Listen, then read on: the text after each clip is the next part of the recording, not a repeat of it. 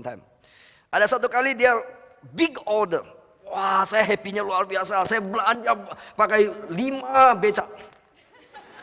Dan saya kirim kerupuknya pakai 10 becak. Wah, saya bilang, ini bisnisnya mulai running nih. Ya, bisnisnya mulai menanjak. Teng, teng, teng. Teng, teng, teng. Saatnya mulai nagih. Dan saya, oke. Ingat drivernya juga Ongki Hanata. Bukan driver mobil ya. Motor, sepeda motor. Oke. Sampai di debt kolektornya juga Ongki Hanata. Saya parkir sepeda motor, saya lihat tokonya tutup. Tutupnya rapi sekali. Tok, nggak ada respon. Terus saya tanya abang-abang beca, orangnya kemana? Nggak tahu tuh, sudah 3 hari nggak pernah datang ke sini, nggak pernah buka tokonya. Besok datang lagi, mulai ini. Omset besar mendatangkan malapetaka. Dan orangnya sampai hari ini nggak tahu terbang kemana, hilang kemana. Dan saya nggak ada nomor teleponnya, kalau ada sekarang saya akan prospek dia. Gitu. Dahsyat ya. Dan modal saya habis amblas. Kuadran S, tadi saya contoh yang simple-simple. Anda lihat yang kelas menengah tidak menghadapi apa yang saya hadapi seperti itu? Lebih parah. Oke. Masih simpan SMS-nya. Minggu lalu ada satu, saya punya downline SMS saya. Pak Ongki, adik saya mau jual perusahaannya. Bukan perusahaan besar ya, perusahaan kecil-kecilan gitu. Karena dia mau migrasi ke Singapura. Tolong kalau ada yang mau beli nanti hubungin saya ya. Saya lagi mikir, dia bilang sudah lama bangun perusahaannya dan dia bangun sekian lama, sekarang dia mau pindah ke situ. Dia nggak bisa pindah-pindah karena terikat dengan dia punya ini bisnis dan nggak laku-laku. Dan selama nggak laku, selama dia nggak bisa kemana-mana. Ya nggak? Lihat Mr. Yong terbang kemana-mana. Halo, bagi Anda yang belum pernah terjun ke sini, kayak belum tahu bagaimana menderitanya, lebih baik jangan. Kalau enggak rambut Anda tinggal sedikit di depan. Oke, kalau Anda memang ada di sini saat ini temporary, oke. Long term, no. Karena kamu akan terikat di situ. Kamu pernah apa Bapak Ibu pernah rasakan di kota Anda tinggal? Ada entah bapak-bapak atau ibu-ibu tua yang dia punya toko, tokonya yang dia juga tidur di atas lotengnya. Ada. Dan tiap pagi dia turun ke bawah loteng, buka toko, duduk di belakang kasir, ada kalkulator, kadang-kadang ada soapuannya di situ. Yes? Dan nanti tutup toko dia naik ke atas loteng lagi. Nonton TV, besok pagi dia turun loteng lagi. Dan selama 30 tahun turun atas loteng sampai jenggotnya keluar. Ada nggak? Apakah hidup hanya untuk naik turun loteng begitu? Betapa sayangnya potensi dirinya hanya untuk naik turun loteng, hanya 30 tahun naik turun loteng. Orang itu kadang-kadang nggak pernah tutup toko. Hari libur dia buka, orang tutup kita buka, toko kita rame. Idul Fitri jangan juga. You know what I mean? So hidupnya 366 hari mungkin. Ya, turun naik tangga selama 30 tahun. Kalikan 30. Karena setelah itu dia peace off. Rest in peace. Yes or yes? Kira-kira saya bahas ini realita atau tidak? Saya tidak mengarang-arang. Di kampung di mana saya lahir di situ, ada seorang pengusaha cukup kaya. Persis saya gambarkan begitu. Ke bioskop pun dia nggak pernah. Ke restoran aja nggak pernah. Tapi sekarang cucu-cucunya sekolah di Australia, di Amerika. Sedangkan dia turun naik tangga. 30 tahun turun naik tangga. Apakah hidup semacam itu? Jadi it's not a good choice, betul nggak? Halo? Ada yang bilang, mirip-mirip papa saya ya. Mirip-mirip tante saya, mirip-mirip om saya. Pulang dari sini kasih tahu dia, buka wawasan dia bahwa hidup bukan hanya turun naik loteng. Ya. Oke. Nah, mungkin orang bilang business owner. Kelihatannya enak, tapi modalnya besar nggak?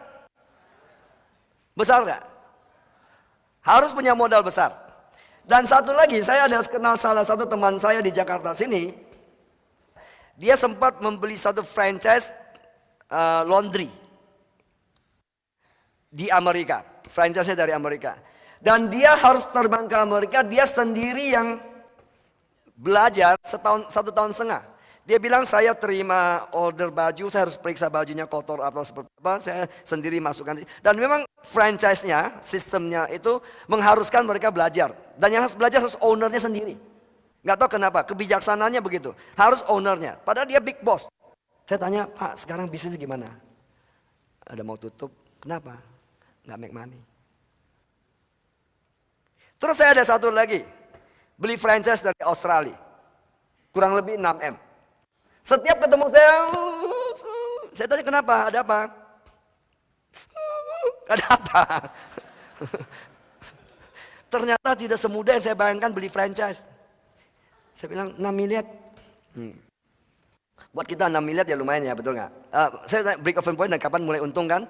Dia bilang jangan pikir untung dulu ya. Pokoknya nanti saya bisa break even pointnya sudah happy. Mungkin 10 tahun tidak akan balik. Melihat kondisi bisnisnya dia. Hello. Oke, mau saya bukakan satu fakta tentang franchise. Mau? Lihat di sini. Ini fakta tentang franchise. Franchise adalah business owner, betul ya? Betul nggak? Nah, coba Anda lihat betapa bersyukurnya Anda berada dalam bisnis jaringan. Makanya saya bilang Anda mesti bangga sebagai profesional network builder. Oke? Franchising dibandingkan dengan network marketing. Perhatikan di sini. Yang saya maksud franchising di sini pada saat Anda membeli franchise. Ini maksud saya. Anda membeli franchise. Pada saat Anda membeli franchise sebenarnya itu sudah ke kuadran B bukan? Yes? Cenderung kuadran B, yes? Oke, coba keluarkan. Lihat. Nah, ini data ini, patokannya ini di Amerika. Katanya franchise rata-rata di Amerika, tentu tidak sekelas franchise McDonald ya. Oke. Di situ dikatakan sekitar 85.000 US dollar. Uang kita kira-kira berapa? 800 jutaan, betul? Sekitar itu. Ini bukan franchise yang besar ya. Bukan franchise yang besar seperti McDonald gitu, enggak. Nah, kemudian kita lihat di bisnis jaringan, kita startupnya ya, itu bilang 500 tergantung ya. Maksudnya tidak sampai ratusan juta, betul nggak? Halo? Kadang kurang dari itu. Betul nggak? Siapa di sini sign up di bisnis ini Anda perlu modal 100 juta? Ada? Ada. Artinya Anda punya risk lebih kecil dibandingkan Anda franchise. Iya nggak? Oke. Coba lihat poin kedua. Trade time for money. Karena konsep linear growth, sedangkan kita di network marketing itu income-nya sifatnya eksponensial. Tadi saya bilang, perhatikan, tumbuhnya network marketing. Tadi saya bilang memang kadang-kadang kita nggak tahu persis kapan eksponensialnya terjadi. Lihat nggak? Bisa begitu, mendadak zut begitu. Ini namanya eksponensial. Nangkap poin saya? Lihat gambar di sini. Nah, pertumbuhan semacam inilah eksponensial. Sedangkan linear tadi itu sudah terprediksi. Nangkap poin saya? Sedangkan sini tidak bisa terprediksi, kadang-kadang boom. Misalnya mendadak Anda dapat satu Mr. Young di sebelah kanan, Mr. di sebelah kiri. Eksponensial nggak? Ya nggak? Oke. Nah, ini data yang di Amerika. Oke, dikatakan bahwa Anda membayar setiap bulan 3 sampai 10% setiap bulan franchise fee. Ingat ini data ini tidak mesti sama angkanya yang dia di multi level sana, dia tulis 3 sampai 28%. Mungkin dia ambil konvensional punya bisnis networking yang zaman dulu punya, karena informasi ini bukan yang baru. Ini saya ambil dari salah satu bukunya Buck Hedges yang sudah cukup tua buku itu. Sehingga angkanya 3 sampai 28% from of your organization. Anda menghasilkan uang di situ. Tapi di franchise Anda membayar. Tapi di sini Anda dibayar. Lihat nggak di sini perbedaannya? Yang keempat, franchise Anda mesti tetap ada karyawan. Yes? Pada umumnya, Anda meng-hire karyawan, Anda juga memecat karyawan. Urusan namanya dengan karyawan itu adalah tambahan pekerjaan yang memusingkan. Buat Anda yang punya usaha, punya karyawan. Betul nggak? Nah, di sini Anda perlu karyawan? No, tidak butuh. Kalaupun Anda kadang-kadang meng-hire seorang sekretaris membantu Anda, sah-sah saja. Tapi menurut saya pun tidak selalu harus ada. Oke? Kemudian yang kelima, overhead growth as your business grow. Bisnis kamu bertumbuh, overheadmu ikut juga menambah. Nah, menariknya kita punya bisnis home base. Kalau home base artinya kita nggak perlu sewa ruko, sewa toko, sewa apartemen, sewa department store dan sebagainya.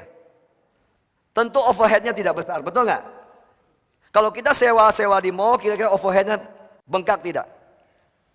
Yes? Tapi kalau di rumah semua safe. Oke, coba lihat lagi. Nah, yang poin ke-6 artinya sebenarnya kalau Anda perhatikan, sepertinya tadi kita pikir dia adalah kuadran passive income, sebenarnya tetap kuadran active income. Perhatikan di situ, store hour. Maksudnya di mana jam buka kantor Anda kadang-kadang juga harus kontrol di situ. Yes atau yes? Yes? Anda ikut jaga tokonya dan sebagainya, minimal Anda harus cek. Nah, kalau di sini Anda set waktu Anda sebagai bisnis jaringan. Bebas. Bayangkan kalau Mr. Yong ada 50 store, dia harus periksa setiap store-nya. Bisa nggak dia keliling hari ini? Bisa? Yes. Yang ketujuh. Yang ketujuh artinya teritorinya terbatas. Sedangkan divisi jaringan teritorinya nasional sampai global, sampai internasional. Bahkan ada beberapa franchise tidak boleh Anda keluar dari teritori. Misalnya Anda di daerah Jakarta Selatan, hanya boleh Jakarta Selatan. Tidak boleh masuk ke Jakarta Utara. Nah, di sini dibatasin nggak? Anda boleh nggak punya jaringan Jakarta Utara? Boleh nggak di New York Utara? Boleh. Oke, next. Building someone else dream. Nah, ini yang menarik. Building someone else dream. Di sini kita build our own dream. Sebagai professional builder kita membangun impian kita. Sedangkan di franchise kita ingat kita store berapa persen? 3 sampai berapa persen tadi katakan? 10%. Kira-kira yang passive income yang mana? Yang punya franchise atau pembeli franchise? Halo? Siapa yang passive income? Yang punya. Kalau yang punya franchise dia ada 1000 outlet. Setiap bulan ada orang store 10% ke dia. Omset satu outlet katakanlah 1 miliar. Anda lihat berapa masukan dia. Halo? Anda eceran, dia partai. Lihat ya. Dia menggunakan daya ungkit, leverage. Anda eceran. So, eceran tidak pernah kaya. Nah, saya bukakan ini supaya kadang-kadang di jaringan saya nggak suka. Kalau si franchise saya mau. Halo? Saya orangnya suka beli franchise. Ada nggak ketemu proses begitu? Hah? Saya nggak suka bisnis gitu-gituan. Kalau saya sih suka bisnis beli franchise. Kasih tahu dia itu, oke. Oke, ada nggak orang semacam ini? Kalau ada pulang dari sini cari dia, kasih tahu dia itu. Halo? Mana harus lebih bangga? Kami atau mereka? Kalau franchise-mu seperti ini, kira-kira kamu dapat value yang saya bahas tadi? Dapat? Enggak. Nah, sekarang is a good choice or not? Hah? Enggak semua good. Contoh tadi good choice dibandingkan networking. Good choice apabila kamu pemilik franchise-nya, dengan baik-baik. Tapi modalnya, Bung. Kamu mau bikin franchise, minimal kamu juga pernah proses puluhan tahun dulu. Baru kamu jual franchise-nya. Memang juga ada orang sekarang ya. Saya lucu ini, saya ketemu orang ya, ngobrol-ngobrol. Pak, gila ya, kok ada orang berani ya jual franchise. Padahal dia sendiri belum pernah lakukan bisnis itu. Tapi dia jual franchise. Oh dahsyat, men. Berapa orang akan bangkrut digituin. Tapi dia jual konsep franchise. Sate franchise. Tusuk sate aja dia gak ngerti. Sekarang macam-macam franchise kan, bener gak? Bener gak? Oke. Good, tapi modal besar. It's not a good choice. Siapa yang setuju? Tapi di sini juga ada satu kelompok lagi namanya network marketing. It's a good choice. Karena selain franchise ada network marketing. Betul gak? Nah, kita berada di network marketing. Sadar atau sadar bahwa kita berada di satu bisnis yang sangat bangga. Halo? Nah, I investor. Jangan angkat tangan. Siapa yang jadi investor di sini? Jangan angkat tangan. Karena saya tahu tidak banyak. Nah, kenapa? Kalau kita mau jadi investor, kelihatannya sih menarik juga jadi investor. Tapi kalau tidak mengerti seluk-beluk invest, uangmu juga ambruk.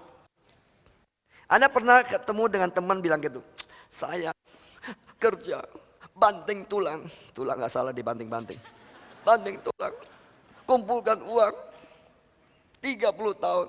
Saya invest, habis sahamnya jadi nol. Atau bisnis yang lain. Dicak orang bisnisnya, dan seterusnya dan seterusnya. Perhatikan invest di sini. Ada orang tidak ngerti cara invest. Dia pikir beli properti adalah investasi. Halo? Enggak selalu beli properti itu investasi. Kalau